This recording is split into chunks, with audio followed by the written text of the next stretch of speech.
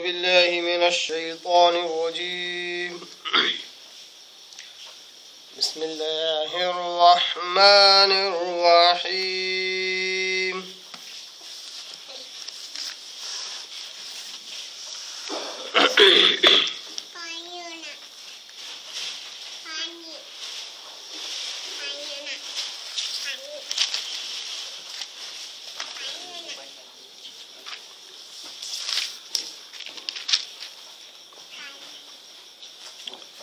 أعوذ بالله من الشيطان الرجيم. بسم الله الرحمن الرحيم.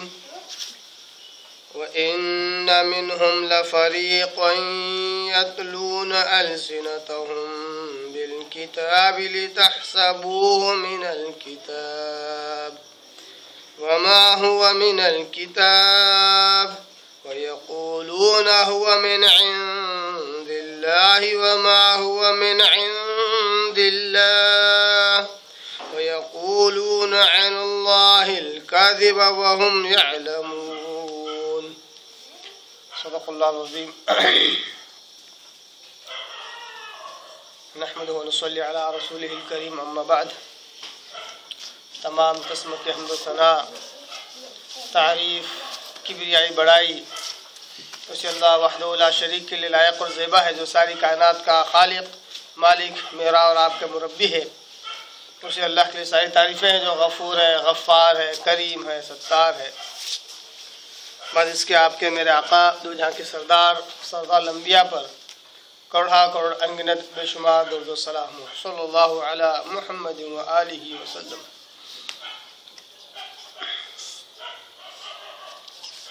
قابل احترام بزرگوں، عزیز دوستوں، نوجوان ساتھیوں، قرآن مجید کی ایک آیت کی میں نے تلاوت کی ہے، اور یہ آیت پارہ نمبر 3 سورہ آل عمران سورہ نمبر 3 اس کے رکو نمبر 8 کی یہ آیت ہے. آیت نمبر 78 78.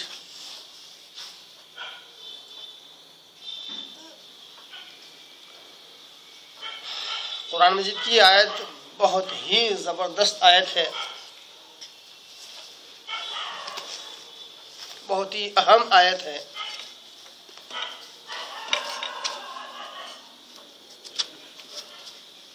قرآن مجید کی آیت بہت ہی زبردست، بہت ہی اہم آیت ہے. اور واقعی جب ان آیتوں کو میں پڑھتا ہوں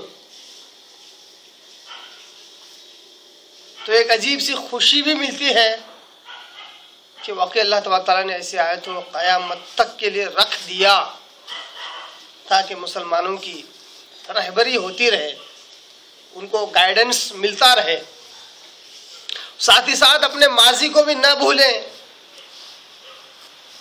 اور اس سے پہلے کی امتوں کو بھی نہ بھولیں. ان کی کارستانیاں، ان کی جو غلطیاں، ان کے جو جرائم تھے اس کو بھی یاد رکھیں اور مستقبل کے لیے ایسی غلطیوں سے پرہیز کریں. ایسی زبردست آیتیں یہ ہمیں سارا سبق دیتی ہیں. جیسا کہ آپ کو معلوم ہے وہی مضمون جاری و ساری ہے جو اہل کتاب کے تعلق سے کہ اللہ تعالیٰ انہیں جزر و توبیخ کرتا ہے، متربع کرتا ہے، آگاہ کرتا ہے، تنبیہ کرتا ہے، اور یہ کہتا ہے کہ دیکھو جو باتیں اللہ کی ہیں وہ اللہ کی ہیں. اپنے من مرضی سے باتیں بیان کر کے اللہ کو جھوٹ مت بولا کرو. جیسا کہ پچھلی آیت میں اللہ نے کہا ان الذین یشترون بعہد اللہ وایمانہم ثمنا قلیلا، بے شک وہ لوگ جو اللہ کے عہد کو اور اپنی قسموں کو دنیا کے تھوڑے سے فائدے کے لیے، تھوڑی قیمت کے لیے انہیں بیچ ڈالتے ہیں، اولئک لا خلاق لهم فی الآخرہ، ایسے لوگوں کے لیے آخرت میں کوئی بدلہ، کوئی حصہ نہیں ہے. ولا یکلمہم اللہ، اللہ تعالیٰ تو ان سے کلام تک نہ کرے گا قیامت کے دن. ولا ینظر الیہم یوم القیامہ، اور نہ ہی قیامت کے ان کی طرف دیکھے گا. ولا یزکیہم، اور نہ ہی انہیں پاک کرے گا. ولہم عذاب علیم، اور ایسے لوگوں کے لیے دردناک عذاب ہے. تو یہ کیا چیز تھی کہ انہوں نے اللہ کے عہد کو پورا نہ کیا اور اپنی قسموں کو تھوڑی سی قیمت کے بدلے بیچ دیا، دنیا کا مال و متاع حاصل کرنے کے لیے اللہ پر جھوٹ بہتان باندھا۔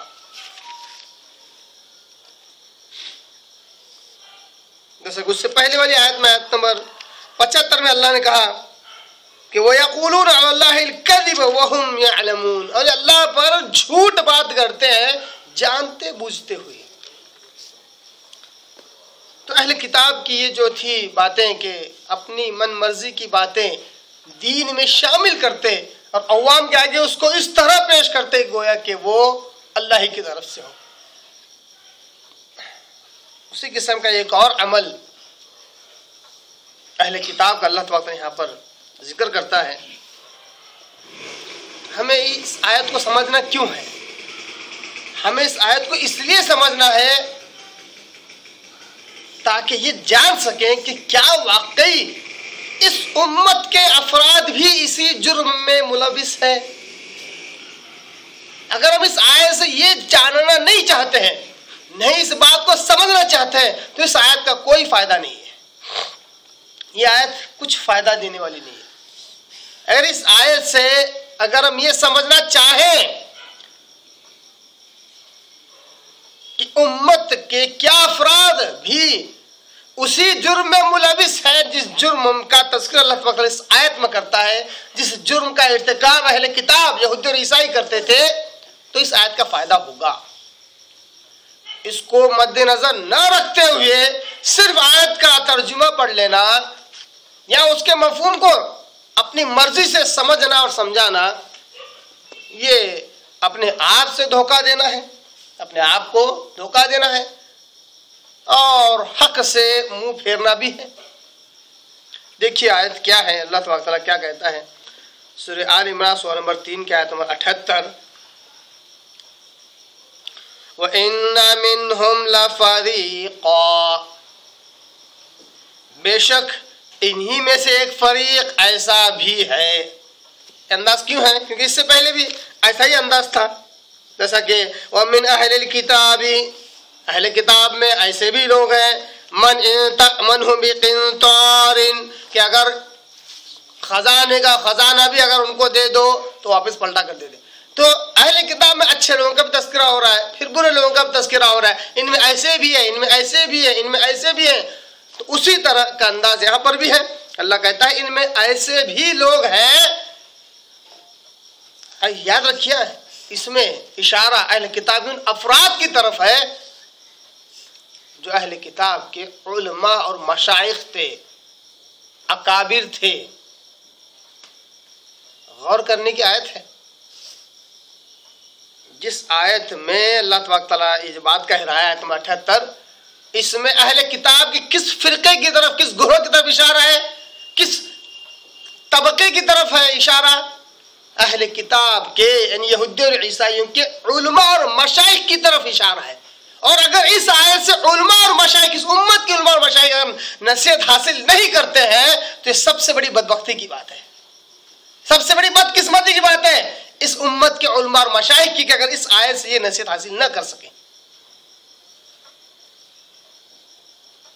اللہ سب سے پہلے مجھے، پھر ان لوگوں کو جو دین کا علم حاصل کر کے لوگوں تک دین پہنچا رہے ہیں، اللہ ہمیں توفیق دے کہ اس آیت سے وہ مفہوم ہم سمجھیں جو اللہ تعالیٰ ہمیں سمجھانا چاہتا ہے، اس پر عمل کریں جو اللہ چاہتا ہے۔ تو آیت مقصد اس کا یہ ہے کہ اس امت محمدیہ کے علماء، مشائخ، اکابر، سربراہ، سرپرست لوگ بھی اس آیت سے نصیحت ضرور حاصل کریں۔ تو ان منہم لفریقا، ان اہل کتاب میں بعض لوگ ایسے بھی ہیں، اشارہ ہے علماء کی طرف، مشائخ کی طرف، اکابر کی طرف۔ کیا کرتے ہیں وہ؟ کیا جرم تھا ان کا؟ کیا جرم تھا ان کا؟ ان کا جرم تھا یلوون السنتہم بالکتاب، یلوون یعنی زبان دبا کر، توڑ مروڑ کر، یلوون السنتہم اپنی زبان کو ہیر پھیر دینا، توڑ مروڑ کرنا، یلبون السنتہم بالکتاب، کہ یہ کتاب کے ساتھ اپنی زبان کو توڑ مروڑتے ہیں، اپنی زبان کو دبا دبا کر پڑھتے ہیں.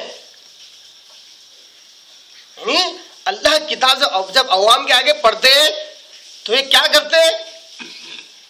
اللہ کی کتاب جب پڑھتے ہیں تو جہاں کہیں تحریف کرنی ہوتی، کوئی تبدیلی کرنی ہوتی، تو اپنی زبان کو توڑ مروڑ کر، اپنی زبان کو دبا کر، الفاظ کو کچھ کھا کر، کچھ بیان کر کے اس کا معنی ہی بدل دیتے.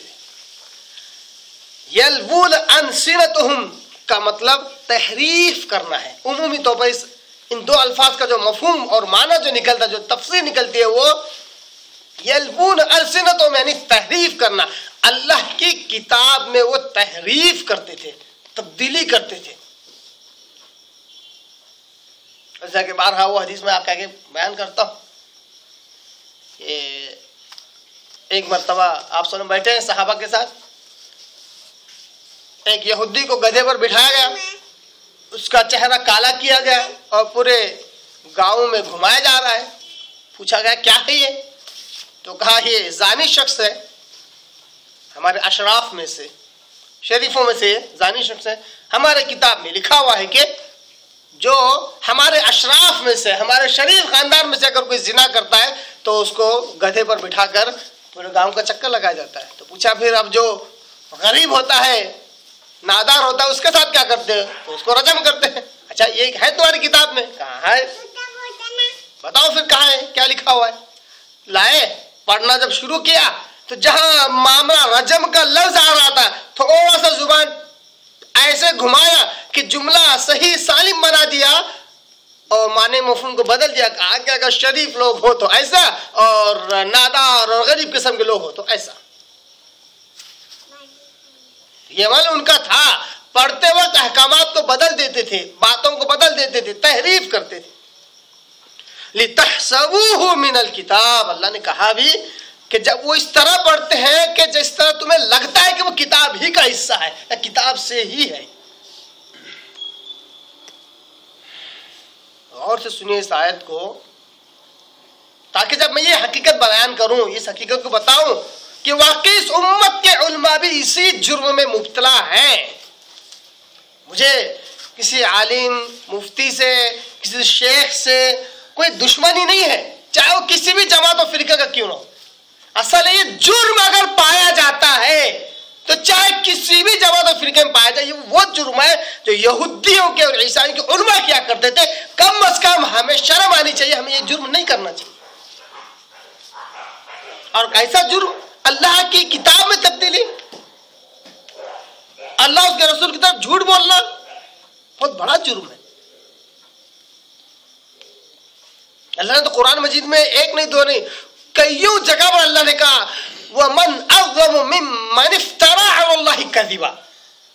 اس شخص سے بڑھ کر اور ظالم کون ہو سکتا ہے جو اللہ پر جھوٹ بات پکڑے؟ سب سے بڑا ظالم شخص وہی. اور نبی صلی اللہ علیہ وسلم کیا کہتے ہیں؟ من کذب علی متعمدا فلیتبوأ مقعدہ من النار. جس نے مجھ پر جان بوجھ کر جھوٹی بات گھڑی، اس کو چاہیے کہ وہ اپنا ٹھکانہ جہنم میں بنا لے. صحیح بخاری کی حدیث. اللہ اس کے رسول پر جھوٹ بات گھڑنے کا جو انجام ہے وہ جہنم ہے. تو یہ اتنا بڑا جرم ہے، اس امت کے علماء اور مشائخ تو اس کے قریب بھی نہ بھٹکنا چاہیے، مگر حال اس کے برخلاف ہے، بہت ہی برا حال ہے. دیکھیے کیا کہتا ہے اللہ تبارک تعالیٰ کہ اہل کتاب میں ایک فرقہ ایسا بھی ہے، کچھ لوگ ایسے بھی ہیں کہ یہ اپنی زبان کو توڑ مروڑ کر کتاب پڑھتے ہیں. لِتَحْسَبُوهُ مِنَ الْكِتَابِ، تاکہ تم اس طرح سمجھو کہ وہ کتاب ہی کا حصہ ہے. وَمَا هُوَ مِنَ الْكِتَابِ، جبکہ وہ کتاب کا حصہ بالکل نہیں ہوتا. وَيَقُولُونَ، اتنا کرتے ہیں اور چھوڑ دیتے تو یہ جرم تھوڑا کم ہوتا، اس کی مقدار، اس کی حد کچھ کم ہوتی. توڑ مروڑتے اور کوئی دوسری بات بیان کرتے، ہو سکتا ہے انسان کی غلطی ہو، दैट में बी स्लिप ऑफ टंग, हो सकता है जुबान फिसलने की वजह से गलती निकली हो। अवाम को दे देते अल्लाह की किताब और कहते पढ़ो, तो इनका ये जुर्म कम होता। मगर क्या क्या जुर्म नहीं किए इन्होंने, अहले किताब के उलमा और मशाइख ने। एक तो अल्लाह उसके रसूल की तरफ गलत बयानी, अल्लाह पर झूठ, जुबान तोड़ मरोड़ कर गलत मसला बयान करना, ऊपर से अवाम को उस हकीकत असल किताब से रोक देना, अवाम को उस असल किताब से रोक देना ताकि मसला उन तक पहुंचे ही नहीं। और फिर इन सब पर तुर्रे इम्तियाज, इन सब पर अपनी शेखी बगारी किस तरह, वयक़ूलून हुवा मिन इंदिल्लाह, और ढिठाई के साथ कहते हैं कि ये अल्लाह की तरफ से है। झूठ बोलते, अल्लाह किताब में तहरीफ करते, आसमानी किताबों में, और कहते हुवा मिन इंदिल्लाह, ये तो अल्लाह ही की तरफ से है। वमा हुवा मिन इंदिल्लाह, अल्लाह ने कहा ये अल्लाह की तरफ से है ही नहीं। तुमने अपनी जुबान तोड़ मरोड़ के इसको पेश किया है, और ऊपर से ये जुर्म की इंतहा कि कहो भी मुंह से कि अल्लाह की तरफ से, कि जानबूझ कर अमल कर रहे हो। यक़ूलून अलल्लाहिल कज़िब, अल्लाह कहता है ये तो खुल्लम खुल्ला अल्लाह पर झूठ बात करते हैं। वहुम यअलमून, जबकि अच्छी तरह जानते हैं कि झूठ है, अल्लाह के नाम पर झूठ बोल रहे हैं, फिर भी पूरे ढिठाई के साथ कहते हैं कि अल्लाह की तरफ से। ये है आयत नंबर 78 का लफ्ज़ी तर्जुमा, मुख्तसर तशरीह जो मैंने आपके आगे रखा।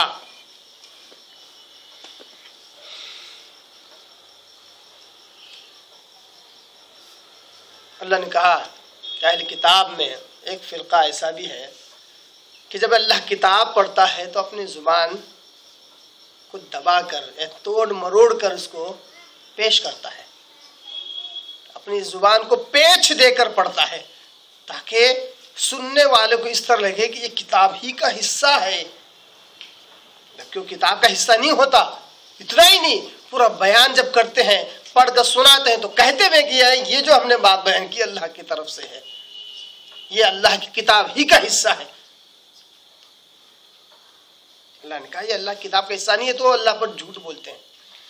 तो यल्बून अलसिनतहुम, यानी जुबान को पेच देकर, जुबानों को पेच देकर किताब के अंदर चेंजेस करना, तब्दीली करना, इसको कहते हैं तहरीफ। तहरीफ लफ्ज बना है हर्फ से, लफ्जों का हेर फेर, लफ्जों को बदलने को क्या कहते हैं, तहरीफ। आइए इस लफ्ज तहरीफ को हम थोड़ा मुख्तसर तौर पर कम वक्त में समझने की कोशिश करते हैं कि तहरीफ लफ्ज क्या है, फिर उसके बाद हम इसकी मजीद तशरीह की तरफ जाएंगे।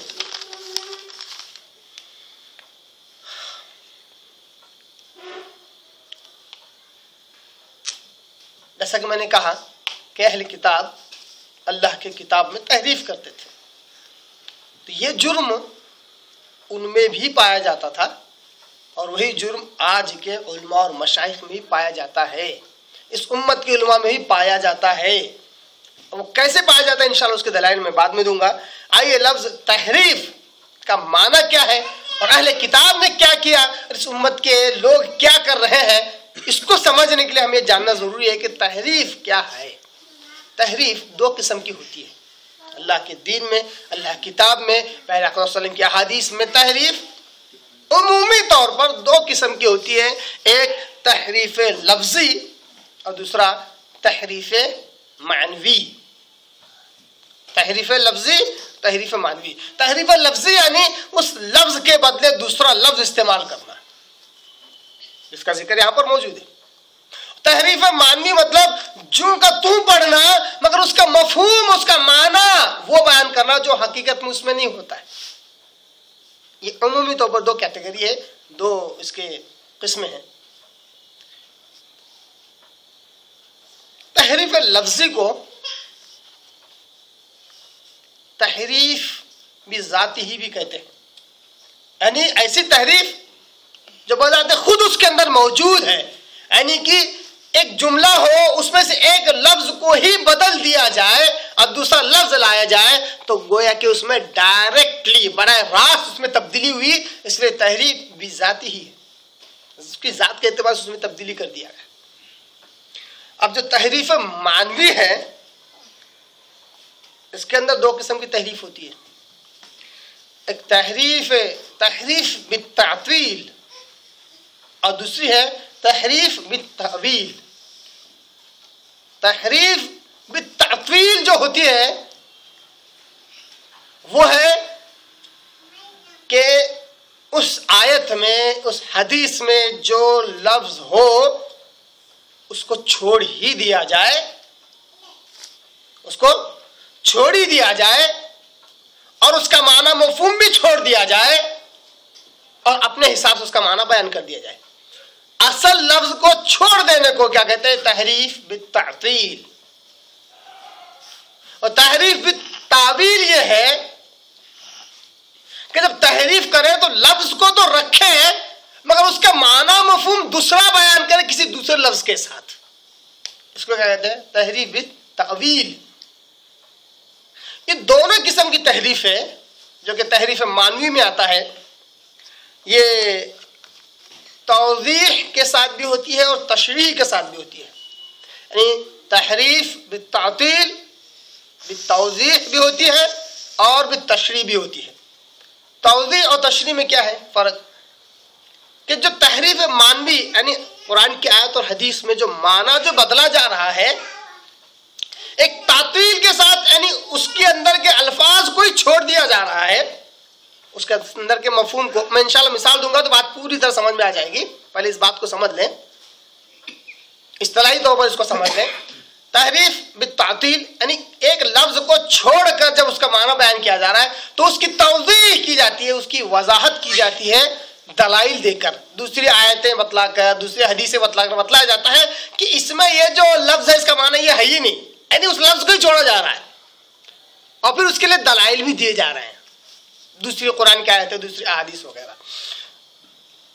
اسی طرح تحریف بالتاویل یعنی تحریف بالتعطیل اور اس کے اندر اگر تشریح اگر ہو تو مثال کے اس کے اندر مثالوں کا استعمال ہوتا ہے۔ دیکھو ایک مثال ایسی ہے، اس کی مثال ایسی ہے، مثالیں دے دے کر لوگ اسی بات کو بیان کرتے ہیں، یعنی کہ آیت میں جو لفظ ہوتا ہے اس کو چھوڑ دیا جاتا ہے، اس کے بجائے اپنا ایک معنی لیا جاتا ہے، اپنا ایک مفہوم لیا جاتا ہے، اس کے دلائل پیش کیے جاتے ہیں، اس کے لیے اس کی اور مزید تشریح کرتے ہیں۔ یہی معاملہ تعویل کے اندر ہوتا ہے، تعویل کے اندر صرف وہ لفظ باقی رہتا ہے، اس کے بجائے دوسرا لفظ استعمال کرتے ہیں، اس کو کیا کہتے ہیں؟ تعویل یعنی بدلنا، اس کے بجائے دوسرا لفظ استعمال کیا جاتا ہے اور اس کے حساب سے اس کی توضیح کی جاتی ہے، یعنی اس کے لیے دلائل جمع کیے جاتے ہیں اپنے من مرضی کے مفہوم کے لیے، اور پھر اس کی تشریح بھی کی جاتی ہے، یعنی کہ اس کے لیے الگ الگ قسم کی مثالیں، لاجک، منطق دے کر اپنی بات کو ثابت کیا جاتا ہے۔ اس کی مثال میں دیتا ہوں تاکہ بات اچھی طرح واضح ہو جائے تحریف لفظی اور تحریف معنوی کا۔ تحریف لفظی یہ ہے کہ جیسے قرآن مجید میں اللہ تبارک تعالیٰ کہتا ہے الرحمن علی العرش استوى، سورہ طہ سورہ نمبر 20 کے آیت نمبر 5 میں اللہ کہتا ہے رحمان وہ ہے جو عرش پر مستوی ہے۔ جو لوگ قرآن مجید اور احادیث کو اپنا منبع، اپنا ذریعہ، اپنی بنیاد سمجھتے ہیں وہ ہمیشہ اس کا ترجمہ اسی طرح کرنے کی کوشش کرتے ہیں، رحمان وہ ہے جو عرش پر مستوی ہے۔ ہو سکتا ہے عوام کو مستوی کا مطلب سمجھ میں نہ آئے، پھر بھی مستوی کا لفظ استعمال کرتے ہیں۔ بہت اگر دقت جا رہی ہو تو اس کے بجائے ایک آدھ بار کبھی اس طرح بول دیتے ہیں کہ مستوی سے مراد اللہ تبارک عرش پر بیٹھا ہوا ہے، اور حقیقی اس کا معنی کیا ہے؟ استوا یعنی مستوی ہونا۔ اب اس کے بجائے کوئی لفظ استوا کے بجائے اگر استولا لفظ استعمال کرے، کیونکہ اس کا مطلب بھی ایک قسم کا بیٹھنا اور حکومت اختیار کرنے کو کہتے ہیں۔ تو اگر الرحمن علی العرش استولا اگر قرآن کی آیت اس طرح پڑھ لے تو اس کو کیا کہتے ہیں؟ تحریف پھر لفظی، یعنی استوا کے بجائے استولا لفظ استعمال کر لیا، قرآن میں ہی تبدیلی ہو گئی۔ یہ الحمدللہ قرآن مجید تعلق سے قیامت تک نہیں ہونے والا ہے۔ قرآن مجید میں لفظی تحریف قطعی طور پر نہیں ہوگی، اللہ نے اس کی ذمہ داری لے لی ہے۔ تحریف معنوی ہوئی ہے، ہو رہی ہے، اور اللہ حفاظت کرے انہی مسلمانوں کے ہاتھوں ہو اور ہوتی رہے گی، ہو رہی ہے۔ کیوں ہو رہی ہے انشاءاللہ اس کی وجوہات میں آپ کے آگے رکھوں گا۔ یہ ہو گیا تحریف لفظی، یعنی ایک لفظ کو بدل کر دوسرا لفظ وہاں پہ استعمال کیا گیا، استوا کے بجائے استولا استعمال کیا گیا۔ اب ایک ہے تحریف معنوی۔ یہ تحریف معنوی یہ اس امت کے علماء کر رہے ہیں، قرآن مجید و احادیث میں اپنے اپنی من مرضی کے مطابق الفاظ کو بدل رہے ہیں، جہاں جس کی جیسی سوچ ہے اس طرح قرآن کی آیتوں کے لفظ اور اس کا مفہوم بیان کر رہے ہیں۔ جیسا کہ یہی مثال لیجئے تاکہ ایک ہی مثال سے بات پوری سمجھ میں آ جائے۔ الرحمن علی العرش استوى، رحمان عرش پر مستوی ہے۔ آیت کو جوں کا تو رکھا گیا،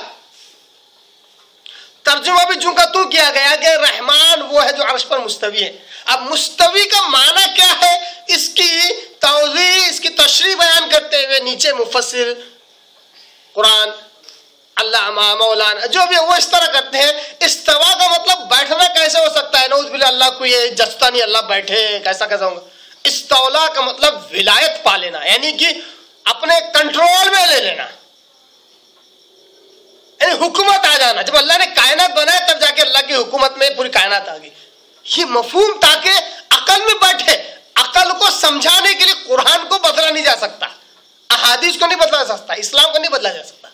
ایک صاحب نے کوشش کی باقاعدہ، جس کو کیا کہتے ہیں تحریف معنوی کہتے ہیں، معنی کو تبدیل کیا گیا، قرآن کے آپ کو جیسا کوسا رکھا گیا ہے نا۔ اب اس کے اندر میں نے کہا کہ تحریف بذاتی ہی، یعنی کہ استوا کے بدلے استولا استعمال کر اس کی ذات، اس کی اصل لفظ میں اس کی تبدیلی ہو گئی۔ اب جو تحریف معنوی کے اندر جو تحریف بالتعطیل ہے، اس کے اندر استوا جو لفظ ہے اس کو چھوڑ کر استولا اگر پڑھیں گے تو یہ تعطیل میں داخل ہوگا۔ اور تحریف بالتعویل مطلب کیا ہے، لفظ تو رکھا گیا مگر اس کے بجائے دوسرا لفظ استعمال کیا گیا، یہ تعویل ہے۔ اس کی توضیح، اس کی وضاحت کیسے ہوتی ہے، ایسے اسی بات کو اگر ہم لے لیں، تحریف معنوی کی میں بات کر رہا ہوں تو اللہ عرش پر مستوی ہے، اللہ عرش پر مستوی ہے۔ اس کا مفہوم کیا ہوگا، اس کا مفہوم وہی ہوگا جو قرآن کہہ رہا ہے، کیا اللہ عرش پر مستوی ہے۔ بہت زیادہ اگر بات کو سمجھنا ہو تو اللہ عرش پر بیٹھا ہوا ہے۔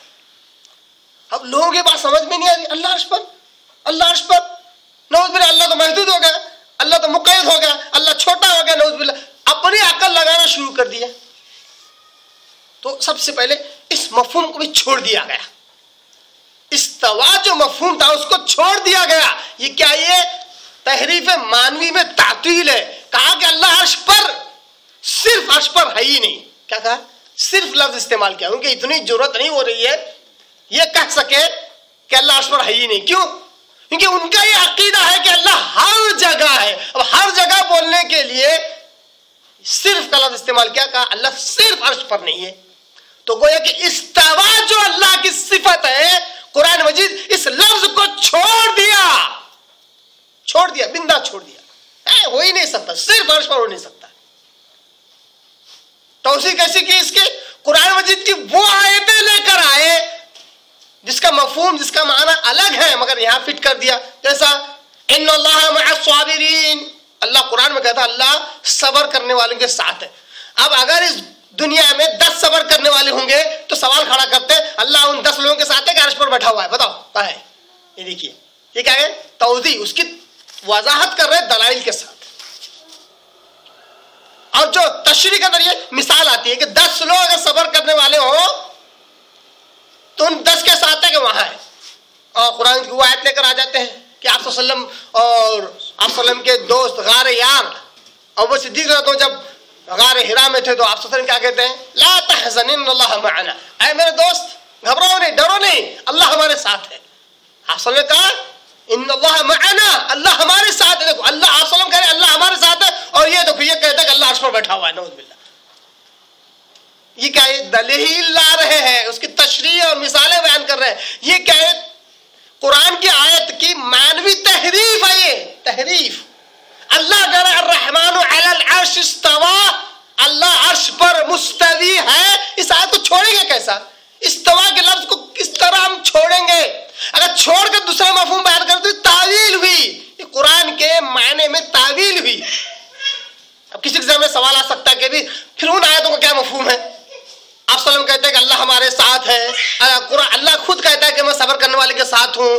اسی طرح قرآن میں آتا ہے کہ اللہ تعالیٰ کہتا ہے کہ جب دو لوگ سرگوشی کرتے تو تیسرا اللہ ہوتا ہے، تین لوگ سرگوشی کرتے ہیں تو چوتھا اللہ ہوتا ہے۔ اس کا کیا مفہوم ہے؟ چھوٹی سی بالکل سیدھی سادی بات ہے، اللہ اپنے علم کے اعتبار سے ہے، اللہ کو ہر چیز کا علم ہے، اپنی ذات کے اعتبار سے کہاں ہے؟ اللہ نے خود اپنا ایڈریس دے دیا، الرحمن علی العرش استوى، اللہ عرش پر مستوی ہے۔ رحمان کا تذکرہ آ رہا ہے، رحمان اللہ اپنے آپ کو آئیڈینٹیفائی کر کے بتلا رہا ہے، اپنا ایڈریس دے رہا ہے کہ رحمان عرش پر مستوی ہے۔ اور علم کے اعتبار سے اللہ تعالیٰ ہر جگہ ہے، ہر جگہ سے مراد ذات کے اعتبار سے ہر چیز اللہ کے علم میں ہے۔ بڑے بڑے علماء اس بات کو بولتے بولتے تھک گئے، پرانی 1000 سال کتابیں اگر نکال کے دیکھیں گے تب بھی یہ جملہ لکھا ہوا ہے، مگر ماننا نہیں ہے تو نہیں مانیں گے۔ کہتے ہیں نہیں استوا لفظ چھوڑنا ہے ہم کو، بس اللہ بیٹھا ہوا ہم کو ہمارے عقل میں نہیں بیٹھتا۔ یہ کیا؟ یہ تحریف ہے، معنی ہے، معنوی ہے، یہ قرآن کو بدلنا ہوا۔ یہ تعطیل کر کے کہیے یا تعویل کر کے کہیے، اس کے اندر وضاحت دے کر کہیے یا اس کے اندر مثالیں دے کر بیان کرنا کیجیے، ہر طریقے سے اس آیت صرف ایک مثال دے رہا ہوں میں، اس ایک مثال کے ذریعے سے ساری باتیں سمجھا رہا ہوں۔ اس طرح اللہ کی آیتوں کے الفاظ کو چھوڑا جاتا ہے، اللہ کی آیتوں کے مفہوم کو چھوڑا جاتا ہے۔ اسی طرح ایک مثال اور دیتا ہوں۔ اچھا آئیے، اگر یہ بات سمجھ میں آ گئی ہے تو یہ بھی جان لیں کہ تحریف کرنے کی وجہ کیا رہی۔ یہودیوں کے زمانے میں بھی اور اس امت کے ائمہ، علماء، مشائخ اور اکابر کی وجہ کیا رہی، کیوں انہوں نے تحریف کی؟ جیسا ایک مثال دیا، یہ واقعی جو استوا اور استولا کا جو مسئلہ ہے اس امت کے علماء کا ہے۔ میں کسی ایک عالم پر انگلی کر کے ان کو غلط کھڑا نہیں کرنا چاہتا ہوں، یہ بات غلط ہے، چاہے کوئی بھی کیوں نہ کرے، کسی بھی جماعت کا کیوں نہ ہو، یہ بات غلط ہے۔ استوا کے بدلے استولا کا معنی بیان کرنا اور اس کو اسی میں مقید کر کے رکھ دینا، یہ غلط ہے۔ تو اس امت کے لوگوں نے کیا ہے، تو آئیے اس کی وجہ کیا ہے، کیوں اس طرح لوگ کرتے ہیں؟ بہت ساری وجوہات ہیں، 4 بنیادی وجہ ہیں تحریف کرنے کی، 4 بنیادی وجہ۔ سب سے پہلی دنیاوی غرض و غایت، دنیاوی غرض و غایت، دنیا حاصل کرنا مقصد ہوتا ہے جس کی وجہ سے قرآن کی آیتوں میں اور احادیث میں تحریف کی جاتی ہے۔ جیسا کہ اوپر ہی اللہ نے کہا ان الذین یشترون بعہد اللہ وایمانہم ثمنا قلیلا، دنیا کا تھوڑا سا فائدہ حاصل کرنے کے لیے اللہ کے عہد کو اور قسموں کو یہ بیچ ڈالتے ہیں۔ تو دنیاوی غرض و غایت کو حاصل کرنے کے لیے تحریف ہوتی ہے۔ دوسری وجہ، بہت اہم موضوعات بیان کر رہا ہوں اور بہت بنیادی ہے، اللہ کرے اگر یہ باتیں سمجھ میں آ جائے تو انشاءاللہ عزیز بہت ساری گمراہیوں سے ہم بچ سکتے ہیں۔ دوسری وجہ ہے جماعتی حمیت، یہ بڑی ڈینجر چیز ہے۔ یہ انسان حق کو نہیں دیکھتا ہے، اس کے بعد نہیں باطل کو دیکھتا ہے۔ جب کسی کے اندر جماعتی حمیت آ جاتی، نہیں میری یہ جماعت بس، اب وہ جماعت میں لاکھ غلطیاں کیوں نہ ہو انسان کا دھیان اس پر جاتا ہی نہیں، کیوں؟ یہ حمیت کہتے ہیں اپنائیت، اپناپن، میری ہے یہ جو کہتے ہیں نا، یہ حمایتی سے بنا لفظ، یعنی اپنی جماعت کی تائید اور حمایت میں انسان ہر وہ کام کر گزرتا ہے جو حق نہیں ہوتا، اس وجہ سے بھی اس کو تحریف کرنا پڑتا ہے۔ کیوں؟ اب مثال کے طور پر ایک جماعت ہے جس کے اندر ایک غلطی پائی جاتی ہے، جب لوگ بار بار کوشچن کرتے ہیں یہ غلط ہے یہ غلط ہے، اب اس کو چھوڑ تو نہیں سکتے، کیوں؟ ہماری جماعت ہے، ہمارا فرقہ ہے، تو اس بات کو ہی بدل دیتے ہیں جو ان کے اندر پائی جاتی ہے تاکہ لوگوں کا اعتراض ختم ہو جائے۔ میں بہت مثالیں دے سکتا ہوں مگر وقت نہیں ہے کہ اتنی ساری باتیں ایک ساتھ بیان کی جائے ایک ہی وقت میں، جہاں ضروری ہے وہاں پر اشارہ دے رہا ہوں تو دوسرا کیا ہے؟ دوسری وجہ جماعتی حمیت. جماعت کی حمایت میں، ایک فرقے کی حمایت میں قرآن کی تحریف ہوتی ہے، احادیث کی تحریف ہوتی ہے، اسلام کے اندر تحریف و تبدیلیاں ہوتی ہیں. تیسری چیز ہے جماعتی تعصب. یہ بڑی خطرناک چیز ہے. دونوں الگ الگ چیزیں اس لیے بیان کر رہا ہوں کہ دونوں الگ الگ ہے. جماعتی تعصب یعنی ایک آدمی کو اپنی جماعت سے اتنا زیادہ پیار نہیں ہے، اتنی زیادہ اہمیت اور محبت نہیں ہے. مت ایک جماعت ایسی جس سے بڑی سخت نفرت ہے، اس کو سب بنو مگر وہ مت بنو. کیا بولتے ہیں؟ ہر فرقے میں جاؤ مگر وہ فرقہ مت بنو، ہر جگہ جاؤ مگر وہ مت جاؤ، سب کچھ بنو مگر وہ مت بنو. تو یہ جو دشمنی جو ہوتی ہے، اس دشمنی میں انسان کیا کرتا ہے، مسلمان کیا کرتا ہے، ہر وہ کام کر گزرتا ہے جو حق نہیں ہوتا. اس وجہ سے بھی اس کو قرآن کی آیتوں کی تعویل کرنا پڑتا ہے، اس کے تحریف کرنا پڑتا ہے، حدیثوں کو بدلنا پڑتا ہے، تاکہ اس کے اندر جو اس جماعت سے جو دشمنی ہے اس کو پوری طرح اپنی بھڑاس نکال سکے.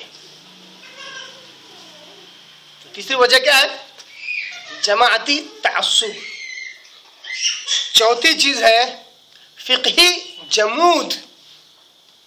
فقہی جمود یہ بھی حالانکہ جماعتی حمیت میں آتا ہے، مگر یہ دونوں صفات یا تینوں صفات بہت سے لوگوں پائے نہیں جاتے. دنیاوی غرض و غایت نہیں چاہیے ان کو، اپنی جماعت سے کوئی حمیت اور محبت بھی نہیں ہے خاص، کسی جماعت سے دشمنی بھی نہیں ہے، مگر جو اصول و ضوابط انہیں ملے ہیں دین کو سیکھنے سمجھنے کے، وہ اصول و ضوابط ہی غلط ہے. اس کو میں فقہی جمود کہہ رہا ہوں. یعنی قرآن حدیث کو دلیل بنانے کے بجائے انہوں نے کہا بس ہو گیا، انہوں نے کہا بس ہو گیا، فلاں کا قول میرے لیے بڑا اصل، فلاں نے کہہ دیا کبھی غلط نہیں ہوتے. یہ فقہی جمود ہے. یعنی ایسا اور ایسا ایسا ہی لکھا ہوا ہے، مطلب ہے فقہی جمود. انسان اس سے کیا ہو جاتا ہے؟ اسٹکی بن جاتا ہے، بالکل چکن بن جاتا ہے، اس کا ذہن چلتا ہی نہیں ہے. اس وجہ سے بھی کیا فقہی جمود کی وجہ سے کیا کرتا ہے؟ وہ قرآن کی آیتوں میں اور احادیث میں تبدیلی کرتا ہے، تحریف کرتا ہے. تو یہ چار وجہ تحریف ہے جس کی وجہ سے اسلام میں تحریفات ہوتی آئی ہے اور ہو رہی ہیں. اللہ ہم سب کی حفاظت کرے اس گھناؤنے جرم سے. اب آئیے، بہت سارے لوگوں کے اعتراض ہوگا کہ بار بار آپ یہ کیوں کہہ رہے ہیں؟ جو کام اہل کتاب کا تھا اور انہوں نے جو جرم کیا، آپ اس امت کے علماء پر کیوں ٹھوک رہے ہیں، کیوں چسپا کر رہے ہیں، اس امت کے افراد پر کیوں اس کا الزام لگا رہے ہیں؟ میں نہیں لگا رہا ہوں، میں تو صرف بات کو سمجھنے اور سمجھانے کی کوشش کر رہا ہوں.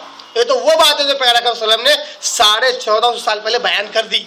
آئیے وہ حدیث جو 12 میں کہتا تھا کہ ابھی متن میں آگے رکھوں گا، آج اس حدیث کو آپ کے آگے رکھ رہا ہوں. اس حدیث کے راوی حضرت ابو سعید خدری رضی اللہ تعالیٰ عنہ ہے، اور یہ حدیث صحیح بخاری کی حدیث ہے. حدیث نمبر 3456 اور 7320 دو ہی جگہ پر ہے. اسی طرح صحیح مسلم کی حدیث نمبر 2669، اور اسی طرح مسند احمد کے اندر 11800 یہ حدیث نمبر. اس کے علاوہ بہت سی جگہ پہ ہے. 3 بنیادی حدیث کتابوں سے میں نے حوالے دیے. اس حدیث کے راوی حضرت ابو سعید خدری رضی اللہ تعالیٰ عنہ وہ کہتے ہیں ان النبی صلی اللہ علیہ وسلم. یاد رکھیے اس حدیث کو، اس کے مفہوم کم سے کم یاد رکھیے تاکہ بہت ساری گمراہیوں سے بچ سکیں. کیا کہتے ہیں صحابی رسول؟ ان النبی صلی اللہ علیہ وسلم، نبی صلی اللہ علیہ وسلم نے کہا، قال لَتَتَّبِعُنَّ سَنَنَ مَنْ قَبْلَكُمْ شِبْرًا بِالشِّبْرِ. کیا کہا صلی اللہ علیہ وسلم نے؟ لَتَتَّبِعُنَّ کہا اے لوگو تم ضرور بضرور چلو گے، اتباع کرو گے، پیروی کرو گے، سنن من قبلکم تم سے پہلے کے لوگوں کی، تم سے پہلے کے لوگوں کی پیروی تم ضرور بضرور کرو گے. لا کیا کے لیے آتا ہے عربی زبان میں؟ کیوں آتا ہے؟ ضرور بضرور، تاکید کے لیے آتا ہے. لا تتبعن تم ضرور بضرور پیروی کرو گے تم سے پہلے کے لوگوں کی. اب پہلے لوگ کون ہیں؟ اس کا جواب آگے موجود ہے. تم اے مسلمانوں اس سے پہلے کی امتوں کی ضرور پیروی کرو گے، ضرور ان کے قدم بقدم چلو گے. کیسے چلو گے اس کی بھی آ گئی. شبرم بشبرن، قدم بقدم، ذراعا بذراع، بالشت ببالشت، یعنی کہ قدم تو قدم بہت لمبا ہو اتنا نزدیکی سے ان کی پیروی کرو گے پچھلے لوگوں کی کہ بالش با بالش اتنی ڈپلیکیسی رہے گی, ڈپلیکیٹ, کاپی کیٹ اتنا رہے گا کہ وہ اگر ایک بالش بھی کھس کے آگے تو تم بھی کھسکو گے. اتنی زیادہ نقالی تمہارے اندر ہوگی, ان کی نقش قدم پر چلو گے. حتی یہاں تک کہ آپ سمجھ کے الفاظ ہے لو سلکو جوہر رب لسلکتموہ, کہ اگر وہ کسی گوہ کے بل میں گھس جائیں, وہ چھوٹا سا سوراخ ہوتا ہے, اگر وہ تمہارے پہلے کے لوگ اگر کسی گوہ کے بل میں گھس جائے لسلکتموہ, تو ضرور و ضرور تم بھی اس گوہ کے بل میں گھس جاؤ گے. مشکل کام ہے مگر انہوں نے کیا تو تم بھی کرو گے. قلنا یا رسول اللہ, ہم نے پوچھا ہے اللہ کے رسول, الیہود والنصارى, پچھلے مطلب کون لوگ جس کی اتباع اور پیروی قدم با قدم بالش بہ بالش یہ امت کرنے والی ہے, کون لوگ ہیں؟ کیا یہودی اور نصارہ, یہودی اور عیسائی؟ آپ صلی اللہ علیہ وسلم نے کہا قال فمن, پھر اور کون؟ یہی تو لوگ ہیں جس کی پیروی امت کرے گی. اب آپ بتائیے, جب نبی صلی اللہ علیہ وسلم گارنٹی کے ساتھ بول رہے ہیں تو کیا یہ امت ان کے قدم بہ قدم نہیں چلی ہوگی؟ یہ نبی صلی اللہ علیہ وسلم کا اندازہ نہیں ہے یہ بحیثیت انسان, بلکہ یہ حدیث ہے, یہ وحی غیر مطلوع ہے, اللہ کی طرف سے نازل شدہ. آپ صلی اللہ علیہ وسلم کہہ رہے ہیں ضرور پیروی کریں گے, تو کر رہے ہیں, کیا ہے, کہاں کہاں کیا ہے, اس کی مثال میں نے دیا. کیا استوا کا معنی مفہوم بدل کے استولا بیان کر دیا مفسر قرآن نے, اور ایک بہت بڑا گروہ مسلمان کا بہت بڑا طبقہ سواد اپنے آپ کو کہنے والا, وہ استوا کا مفہوم ہی چھوڑ دینا چاہتا ہے, کہتا ہے اللہ صرف عرش پر نہیں ہے, اللہ ہر جگہ موجود ہے. کیوں چھوڑ رہے ہو اس آیت کا مفہوم, کیوں چھوڑ رہے ہو؟ یہ یہودیوں کی اور نصرانیوں کی چال پر چال چلنا ہے. عقیدے میں کم سے کم ان غیروں کی تقلید نہ کرو, عقیدے میں اہل کتاب کے پیچھے نہ چلو. صحیح بخاری, صحیح مسلم اور مسند احمد کی حدیث, یہ حدیث ہمیں بتلا رہی ہے کہ اس امت کے, جیسا کہ آیت میں علماء کا تذکرہ, اس لیے علماء اور مشائخ اور اکابر کی بات کر رہا ہوں, یہ بھی حالانکہ علم رکھنے والے ہیں, ان کے بھی علماء جہاں ٹھوکر کھائیں, اس کے بھی, اس امت کے علماء بھی وہی ٹھوکر کھائیں گے, اور کھا رہے ہیں, واقعی کھا رہے ہیں. کیوں بات یہ میں کہہ رہا ہوں کہ آپ دیکھ سکتے ہیں کہ جس طرح الحمدللہ کی توفیق سے, اللہ نے مجھے توفیق دی, آپ کو توفیق دی, جس طرح قرآن کی جو درس ہے, جو تفسیر آپ کے پاس ہو رہی ہے, اس مسجد میں الحمدللہ ہو رہی ہے. اب آپ بتائیے کتنی مسجد میں یہ کام ہو رہا ہے, کتنے علماء مدرسے سے فارغ ہوتے ہیں, کتنے لوگ کرتے ہیں یہ کام ذمہ داری سے؟ کوئی نہیں کر رہا ہے. کسی بھی مسجد سے قرآن کھول کر جرات کے ساتھ اس کا عربی پڑھا جائے, اس کا ترجمہ کیا جائے, اس کو سمجھایا جائے, نہیں کر رہے ہیں. کیوں؟ کہتے ہیں اتنی ڈیرنگ ہی نہیں ہے ہمارے پاس, جبکہ 10 سال 15 سال مدرسے میں رہ کے آئیں گے, مگر یہ ڈیرنگ, یہ ہمت نہیں ہوتی. جب یہ نہیں ہوگا تو ظاہر سی بات ہے عقیدے میں بگاڑ پیدا ہوگا, مسائل بگڑیں گے, اعمال بگڑیں گے, اور چلیں گے کس کے پیچھے؟ پچھلی قوم کے پیچھے, یہودی اور عیسائیوں کے پیچھے. آئیے, جب یہ حدیث ہمارے سامنے آ گئی تو آئیے کچھ مثالیں بھی ہم دیکھ لیتے ہیں کہ کس طرح اس امت کے علماء اور مشائخ, عوام تو عوام, علماء اور مشائخ نے کس طرح ان کی پیروی کی. قرآن مجید آج بھی یہ قرآن مجید موجود ہے, آپ کو اسی شہر میں مل سکتی ہے. میں نے جیسا کہ کہا کہ قرآن مجید میں تحریف لفظی نہیں ہونے والی ہے, کیونکہ اللہ نے خود اس بات کی ذمہ داری لی ہے کہ قرآن کے اندر لفظی اعتبار سے کسی زیر و زبر کا بھی فرق نہیں ہوگا انشاءاللہ. تحریف معنوی جس کے اندر تعطیل اور تعویل اور توضیح اور تشریح کسی بھی قسم کی کیا تحریف معنوی ہو سکتی ہے, یہ اس امت نے پایا گیا ہے, یہ امت کر رہی ہے. قرآن عام طور پر پایا جاتا ہے سورہ رحمان, اگر آپ اٹھا کر دیکھیں, کیونکہ باقاعدہ میں نے اپنی آنکھوں سے دیکھا ہے, اس لیے پھر تھوڑا اندر سے کڑن اور تکلیف ہوتی ہے کہ اللہ اس امت کے لوگوں نے قرآن میں ڈائریکٹلی قرآن میں ترجمہ کرنے کی اور اس کے تحریف کرنے کی کوشش کی. قرآن میں سورہ رحمان کے اندر اللہ کہتا ہے الرحمن علم القرآن خلق الانسان علمہ البیان، چھوٹی چھوٹے دو الفاظ کے ساتھ 4 آیتیں ہیں۔ پہلے اس کا لفظی ترجمہ کرتا ہوں میں، سمپل سا ترجمہ ہے۔ الرحمن کتنے الفاظ ہیں؟ کتنے الفاظ ہیں؟ ایک، یعنی رحمان وہ ہے، الرحمن علم القرآن، علم سکھانا، علم القرآن جس نے قرآن سکھایا، الرحمن علم القرآن، خلق الانسان جس نے انسان کو پیدا کیا، وعلمہ البیان اور اس کو بولنا سکھایا، ہے نا، یہ ترجمہ ہے۔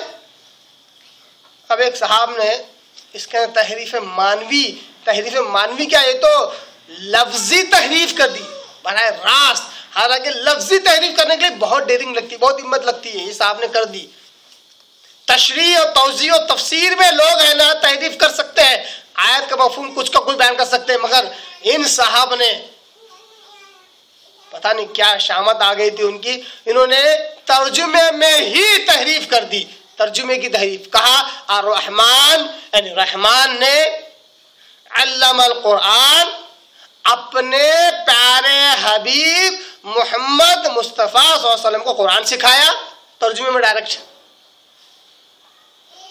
علم القرآن وخلق الانسان، اس کا ترجمہ تھا اور جس نے انسان کو پیدا کیا، تو ترجمہ کرا جس نے سارے انسانوں کی جان محمد کو پیدا کیا، جبکہ وہ قرآن میں ہے نہیں، کیوں کیا؟ علمہ البیان، جس نے انسان کو قوت گویائی دی، بات کرنا سکھایا، بولنے کا سلیقہ دیا، ترجمہ کیا جس نے اپنے نبی کو، اپنے حبیب کو ما کان و ما یکون کا علم دے دیا، یعنی جو کچھ ہو چکا ہے، جو ہونے والا سارا غیب دے دیا۔ ارے اللہ کے بندے، کہاں ہے اس میں ترجمہ؟ یہ عربی کہاں ہے ایسی؟ براہ راست ڈائریکٹلی ترجمے میں۔ کیا یہ اس امت کے علماء یہود اور نصارہ کی چال پر نہیں چل رہے ہیں؟ پیارا کا صلی یہ جو بات کی کیا درست نہیں ہے؟ اور کیا یہ زبان کو الٹ پلٹ کر کے پیچ دے کر اس کا معنی مفہوم بیان کرنا نہیں ہے؟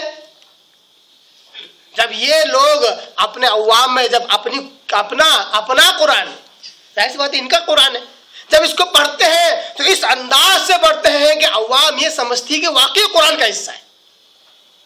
اب رحمان وہ ہے جس نے اپنے نبی کو قرآن سکھایا، جس نے ساری انسانیت کی جان محمد کو پیدا کیا، جس نے محمد کو صلی اللہ علیہ وسلم ما کان ما یکون کا علم دیا۔ جب لوگ دیکھیں گے قرآن کھول کر پڑھا جا رہا ہے تو لوگ سمجھیں گے قرآن کا حصہ ہے، جبکہ قرآن کا حصہ ہے ہی نہیں۔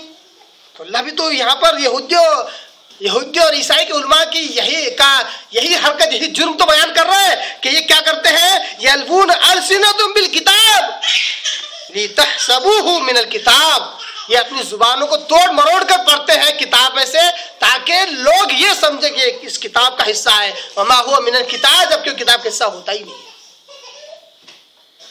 ہے۔ اس طرح قرآن مجید کے بہت سارے تفاسیر، بہت سارے معنی مفہوم آج بھی اس امت کے پاس ہیں، جو پڑھ رہے ہیں مزے لے کر، جبکہ نہ وہ قرآن کا حصہ ہے نہ احادیث کا حصہ ہے، مگر اس کو بیان کیا جا رہا ہے۔ ایک مثال حدیث کی بھی لے لیجئے، بارہا اس مثال کو دیتا رہتا ہوں کیونکہ بڑی اہم بات ہے اس میں۔ ایک حدیث ہے صحیح بخاری کی، میں بارہا کہتا ہوں کہ جس طرح قرآن مجید کی آیتوں کو لوگوں نے اپنی جماعتوں اور فرقوں میں بانٹ لیا ہے کہ یہ آیت ہمارے پاس کی، یہ آیت تمہارے پاس کی، حدیثوں کو جس طرح بانٹ لیا کہ یہ حدیث ہماری، یہ حدیث تمہاری۔ ایک بارہ کہتا ہوں کہ سینے پہ ہاتھ باندھنے والی حدیث شوافے کی، شافی لوگوں کی، ناف نیچے ہاتھ باندھنے والی حدیث احناف کی، حنفیوں کی، اس طرح حدیثیں بانٹی گئی ہے۔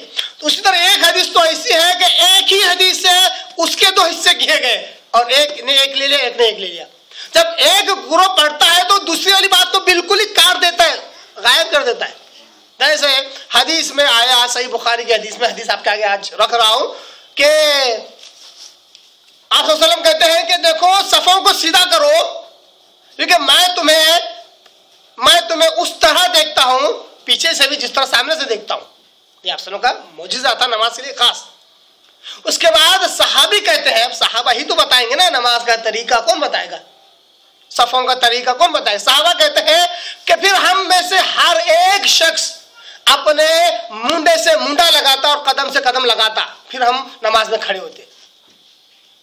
दो बातें बयान करी ना साहबी ने, दो बातें बयान की है ना, मुंडे से मुंडा लगाता और कदम से कदम लगा। ये सही बुखारी की हदीस, मुस्नद अब्दुल रज़ाक में भी हदीस मौजूद है और बहुत सी जगह पे हदीस मौजूद है। गालिबन नुअमान बिन बशीर रज़ियल्लाहु ताला अन्हु ये हदीस के रावी हैं। अब देखिए, एक ग्रोह के पास है और दूसरा दूसरे ग्रोह के पास है, जबकि एक ही हदीस का टुकड़ा। अब दूसरा जब आता है, एक ग्रोह वाले वो कह रहे सिर्फ मुंडे से मुंडा लगाना है, बाकी का है ही नहीं। यहाँ तक कि एक तजुर्बा अभी रिसेंट में हुआ कि एक बुजुर्ग है, उनको मालूम हुआ कि एक ही हदीस के दोनों हिस्से हैं। तो उन्होंने पूछा अपने इमाम साहब से, मस्जिद के बहुत अच्छे माशाल्लाह आलिम है, उनका क्या हदीस में ऐसा भी है कदम से कदम लगाकर सफ में खड़ा होना चाहिए? नहीं नहीं, ऐसी कोई बात है ही नहीं, बोले कहीं पर भी नहीं है। तो बड़ी हैरत थी, ले जाकर उन्होंने बताया, अच्छा, उसका मतलब ये हमारे पास नहीं है, ये ऊपर वाला है हमारे पास है। वो भी बुजुर्ग 70 साल की उम्र हो रही है, उनको इस तरह टरका दिया। ये क्या है? ये छोड़ना हुआ कि नहीं हुआ, ताकि लोग ये समझे कि ये बस इतना ही है, दूसरा वाला हिस्सा नहीं है। आप दूसरे वालों के पास चले जाओ, जिनको उनके पास सिर्फ कदम से कदम मिलाने का, इतना लंबा पैर करते हैं कि कंधे से कंधा मिलता ही नहीं है। अरे अल्लाह के आगे खड़े हो, ताजीम से खड़े रहो, इज्जत से खड़े रहो, इतना लंबा पैर कि कदम से कदम मिलता ही नहीं है। तो ये एक चीज को पकड़ लिया, इन्होंने एक चीज को पकड़ लिया, जबकि एक ही हदीस के दो हिस्से क्यों कर रहे हो? एक ही हदीस मुकम्मल एक हदीस। इसी तरह एक कुरान ऐसी भी है, आपको देखने में मिलेगी, जो प्रैक्टिकल वही बता रहा हूं कि उसमें कुरान अपनी जगह पे है, उसका जो उन्होंने तशरीहात जो किए वो तो ठीक है। उसी कुरान में उन्होंने शुरू में पूरे 23 गंडे ला लिए, डब्बे चौकोनी बॉक्स, उसमें नंबरात लिखे हुए, सूरह फातिहा की फजीलत, सूरह बकरा की फजीलत, सूरह आल इमरान की फजीलत, उसकी ये फजीलत, उसकी ये फजीलत। अब अवाम है वो तो ये समझेगी कि ये कुरान का हिस्सा है। बाकायदा लोगों से जब कहा गया कि ये तावीज़ शिर्क है, तो कहा अरे तो हमने कुरान में से लिए। क्या कहा उन्होंने? देखिए ना, अवाम को क्या समझता है, आम इंसान क्या समझता है, उनका ये तो कुरान से हमने लिए।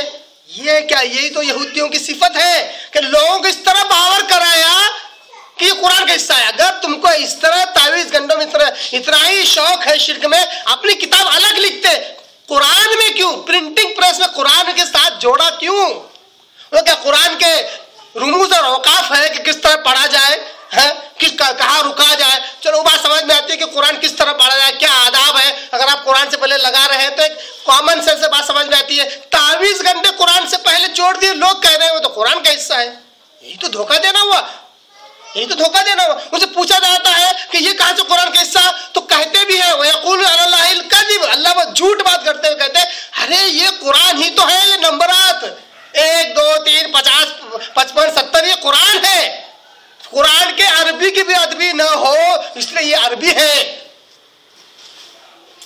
नंबरात लिख लिख कर गलों में, पैरों में, टांगों में, पता नहीं कहाँ बांधने लगा के। एक ने तो तावीज़ दे दिया। क्या दे दिया? कहा सूरह यूसुफ की ये आयत ले लो। बोले माई, बीबी, बेटी, तुम्हें बेटा लड़के नहीं हो रहे, ये आयत ले लो सूरह यूसुफ की। अल्लाह माफ करे, तरीका देखिए क्या जाहिलाना है। 3 तावीज़ें बनाओ, एक पीठ के पीछे, एक सीने के पास और एक कहाँ, नाफ के पास, और बिल्कुल सामने लटकना। मैंने कह रहा हूं ये बाकायदा लिखा हुआ है। और कब तक उस आयत को पहने रखना? जब तक के डिलीवरी ना हो जाए। अब बताइए, डिलीवरी होते ही कैसे निकालेंगे? औरत खून से लथपथ होते ही कैसे निकालेंगे? ये क्या कुरान की तौहीन नहीं है? कुरान की आयतों में तौहीन नहीं है? मैं कहता हूं अगर यही नंबरात अगर अरबी का बदल है तो अल्लाह के बंदो होश के नाखून लो। अल्लाह अकबर क्यों बोलते हो? सीधा बोलने से 555 बिस्मिल्लाह नहीं बोलने का ना, आगे 786 और शब्द को कुछ तो बोल दो, 1090। सूरह फातिहा क्यों पढ़ रहे हो?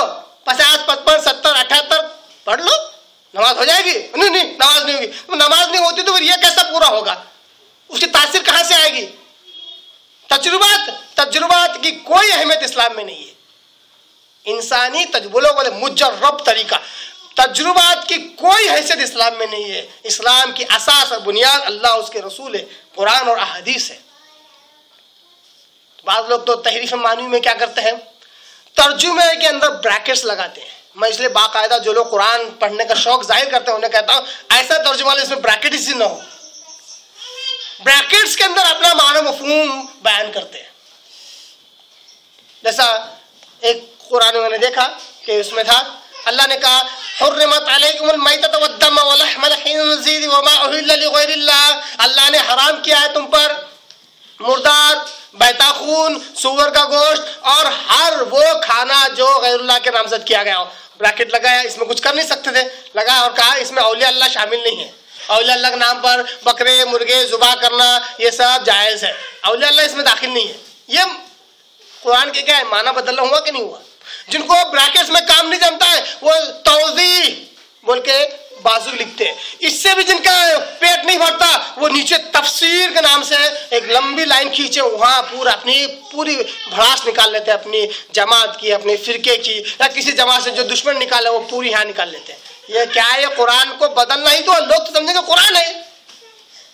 یہ تو یہودی اور عیسائیوں کی چال ہوئی کہ وہ بھی اس طرح پڑھتے تھے، اس طرح پیش کرتے تھے کہ لوگ سمجھتے تھے کہ قرآن کا حصہ ہے، اللہ کتاب کا حصہ ہے. اس امت کے علماء اور مشائخ بھی یہی کام کر رہے ہیں. اس کے علاوہ بہت مثالیں ہیں جو موٹی عقل کو سمجھ میں آ سکتی. مثالیں میں نے دی تاکہ یہ سمجھ میں آئے کہ اس امت کے ائمہ، علماء، مشائخ، مفتیان کرام بھی اسی روش پر چل رہے ہیں جو یہودی اور عیسائیوں کی روش تھی، جس طرح پیارے آقا صلی اللہ علیہ وسلم نے کہا. اور انہی لوگوں کو علماء سو کہتے ہیں. اور خوش ہو جائیے اس علماء میں علماء حق بھی موجود ہے جو اللہ اس کے رسول کی بات قرآن اور حدیث پیارے آقا صلی اللہ علیہ وسلم اور اللہ کے ذریعے سے پہنچاتے ہیں. اپنی من مرضی سے کوئی بات اس میں داخل نہیں کرتے. نہ انہیں اپنی جماعت کی حمیت مقصود ہوتی ہے، نہ کسی جماعت سے تعصب و دشمنی مقصود ہوتی ہے، نہ ان کا غرض دنیا ہوتی ہے، اور نہ ہی ان کے اندر کسی قسم کا فقہی جمود ہوتا ہے. یہ براہ راست اللہ کے دین کو لوگوں تک پہنچانے والے ہوتے ہیں. یہ ہوتے ہیں علماء حق، اور یہ علماء الحمدللہ اس دنیا میں موجود ہیں. میں تو اللہ دعا کرتا ہوں اللہ تعالیٰ ہر اس شخص کو جو ہدایت چاہتا ہے ان تک اللہ اس شخص کو پہنچائے. یہی وجہ ہے آپ صلی اللہ علیہ وسلم نے کہا بھی کہ میری امت کا ایک گروہ قیامت تک باقی رہے گا جو حق پر ہوگا، قیامت تک. یہاں تک آپ صلی اللہ علیہ وسلم نے کہا کہ اس کا مقابلہ چاہے کوئی بھی کیوں نہ کرے اس کا بعد واقع نہیں کر سکتا، کیونکہ اس کی تائید غیبی اللہ کی طرف سے ہوگی. یہ علماء حق ہوں گے قیامت تک انشاءاللہ عزیز. اللہ سے دعا کرتا ہوں کہ اللہ تعالیٰ بخصوص مجھے اور آپ لوگوں کو اللہ اس حق گروہ میں شامل کرے جو گمراہی سے بچے ہوئے ہیں اور حق پر عمل کر رہے ہیں. وآخر دعوانا ان الحمد للہ رب العالمین.